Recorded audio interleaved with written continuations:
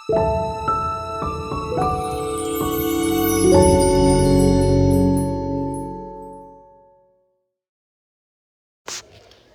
Friends, welcome back. ഇന്നത്തെ നമ്മുടെ recipe ഒരു പുഡിംഗ് ആണ്. അപ്പോൾ എങ്ങനെയാണ് ഈ പുഡിംഗ് തയ്യാറാക്കി എടുക്കുന്നത് നോക്കാം. അതിനായിട്ട് ഒരു പാനിലേക്ക് 1/2 ലിറ്റർ പാൽ ഞാൻ ഒഴിച്ച് കൊടുക്കുന്നുണ്ട്. ഇനി പാലൊന്ന് തിളപ്പിച്ചെടുക്കണം.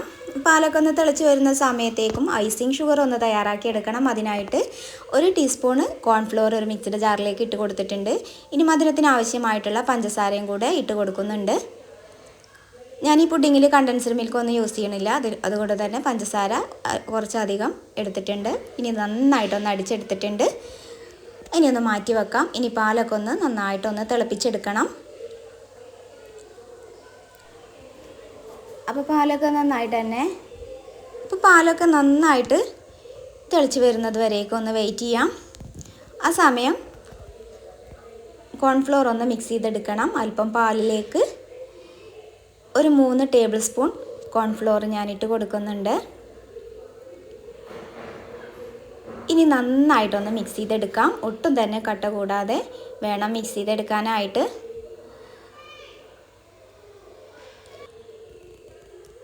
ഇനി കോൺഫ്ലോറിൻ്റെ മിക്സ് ഒന്ന് മാറ്റി വെക്കാം.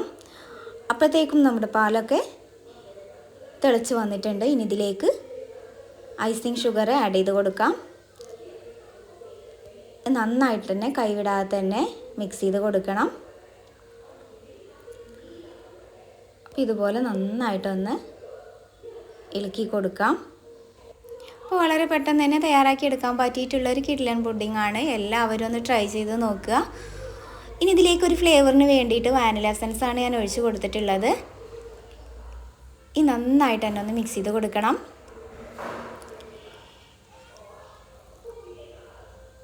ഈ പാലൊക്കെ നന്നായിട്ട് തന്നെ തിളച്ച്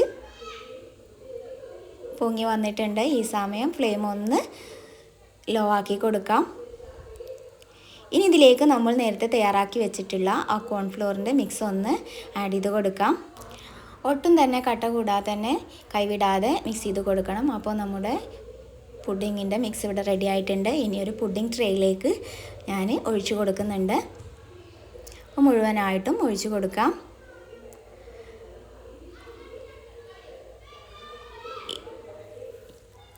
ഇതൊന്ന് ചൂടാറാൻ വേണ്ടിയിട്ടൊന്ന് റൂം ടെമ്പറേച്ചറിൽ ഒന്ന് വെച്ച് കൊടുക്കണം. അപ്പോൾ നല്ല ടേസ്റ്റി ആയിട്ടുള്ള ഒരു പുഡിംഗ് ആണ്. എല്ലാവരും ഒന്ന് ട്രൈ ചെയ്ത് നോക്കണം. വളരെ പെട്ടെന്ന് തന്നെ നമുക്ക് ചെയ്തെടുക്കാൻ പറ്റിയിട്ടുള്ളൊരു കിടിലൻ പുഡിംഗ് ആണ്. അപ്പോൾ ഇതൊന്ന് സെറ്റായി വന്നതിന് ശേഷം ഇതിലേക്ക് ഞാൻ ഒന്ന് ഡെക്കറേഷന് വേണ്ടിയിട്ട് ബൂസ്റ്റിൻ്റെ പൊടിയാണ് ചേർത്ത് കൊടുക്കുന്നത്. നട്ട്സ് വേണമെങ്കിൽ യൂസ് ചെയ്യാവുന്നതാണ്. അപ്പോൾ ഇതുപോലെ ഇട്ട് കൊടുത്തിട്ടുണ്ട്. അപ്പോൾ പുഡിങ്ങൊക്കെ ഇതുപോലെ ഞാൻ സെറ്റ് ചെയ്തെടുത്തിട്ടുണ്ട്. ഇനി ഇത് നന്നായിട്ട് തന്നെ ചൂടാറിയതിന് ശേഷം ഫ്രിഡ്ജിൽ വെച്ച് ഒന്ന് തണുപ്പിച്ചെടുക്കാവുന്നതാണ്. തണുപ്പ് ഇഷ്ടമില്ലാത്തവരാണെന്നുണ്ടെങ്കിൽ ഇങ്ങനെയും കഴിക്കാവുന്നതാണ്. നല്ല ടേസ്റ്റാണ് കഴിക്കാനായിട്ട്. കാണാനും നല്ല ഭംഗിയാണ്, അതുപോലെ തന്നെ കഴിക്കാനും അപാര ടേസ്റ്റാണ്.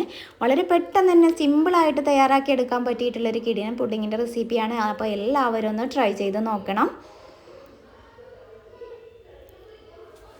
ഇതൊന്ന് ഫ്രിഡ്ജിൽ വെച്ച് ഒന്ന് സെറ്റ് ചെയ്തെടുക്കാം. അപ്പം നമ്മുടെ പുഡിങ് ഇവിടെ നന്നായിട്ട് തന്നെ സെറ്റായി വന്നിട്ടുണ്ട്. അപ്പോൾ ഇന്നത്തെ നമ്മുടെ വീഡിയോ എല്ലാവർക്കും ഇഷ്ടമായെന്ന് വിചാരിക്കുന്നു. ഇഷ്ടമായിട്ടുണ്ടെങ്കിൽ നമ്മുടെ ജാസ് കിച്ചൻ ചാനൽ ഇതുവരെയും സബ്സ്ക്രൈബ് ചെയ്യാതെ കാണുന്ന കൂട്ടുകാരാണെങ്കിൽ പ്ലീസ് ഒന്ന് സബ്സ്ക്രൈബ് ചെയ്ത് സപ്പോർട്ട് ചെയ്യണേ.